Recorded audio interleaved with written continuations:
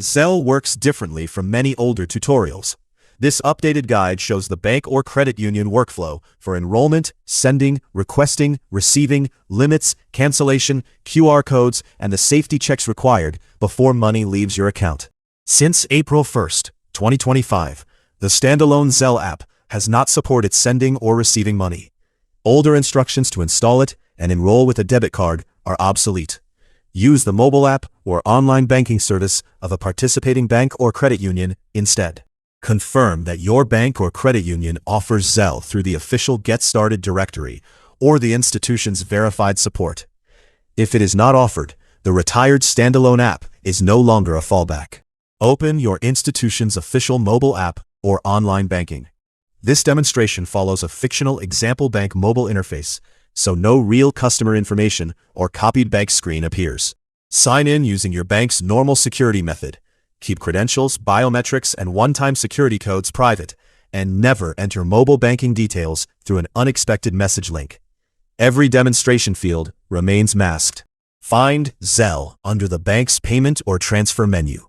Example bank uses pay and transfer, then Zelle. Your institution may use different labels, so follow its current navigation. Our fictional example bank hub uses send, request, and activity. Your bank may organize or label these tools differently. The essential workflow is enrollment, recipient verification, review, authorization, and status tracking. Enroll an email address or U.S. mobile number you control. Each email address or U.S. mobile number can be enrolled with only one bank account at a time. This demonstration uses a masked fictional number and no visible security code. Choose the eligible U.S. checking or savings account that will send and receive money. Zelle now operates through participating financial institutions, not standalone debit card enrollment. Your institution determines which accounts are eligible. Review the exact enrolled contact and linked account. Our example uses a masked mobile number ending in 0188 and checking ending in 1214. Keep these details current, so incoming money reaches the intended bank account. Send moves money from the eligible bank account shown by your institution. Request asks an enrolled Zelle user to pay. Receive directs money to the bank account linked to your enrolled email or U.S. mobile number. Zelle has no separate wallet balance. Tap Send and enter the exact email address or U.S. mobile number Casey uses with Zelle. We manually enter a masked fictional number ending in 0426, so no real contact list or device data appears. Confirm Casey's exact contact information through a trusted channel. Then compare the name displayed in Zelle. The safest check is independent confirmation from the person you intend to pay, not the displayed name alone. Enter $25 and check the decimal point. Because Casey is enrolled, the payment typically reaches Casey within minutes and cannot be canceled or reversed after you send it. Slow down before continuing. Add a short memo such as dinner share. Keep it non-sensitive and never enter passwords, account numbers, identity documents, or unnecessary personal details. Review the eligible account shown for this payment. Example bank displays everyday checking ending in 1214. If your institution provides an account selector, choose the intended account and verify the last 4 digits before continuing. Your bank or credit union sets its own Zelle sending and receiving limits. Consumer fees are typically absent, but confirm the institution's current disclosures. Trust the limit and fees shown by your bank, not a fixed number from a tutorial. At review, match Casey Rivera, the masked contact, $25, dinner share, and checking ending in 1214. Confirm that Casey is known and trusted. Go back before authorization if anything differs. Zelle itself does not offer purchase protection if an item never arrives or differs from its description. Your financial institution may offer protection under limited terms, but do not assume reimbursement. Send only to people and businesses you know and trust. When every detail is correct, use Example Bank's final send or confirm control and complete any authentication it requires. This demonstration is synthetic. No account is connected and no real money moves. The confirmation records $25 sent to Casey. Money sent to an enrolled recipient is typically available within minutes. Check activity first. Completed means the money is in the recipient's bank account. If more than 3 days pass, confirm the enrolled contact and contact your bank or credit union.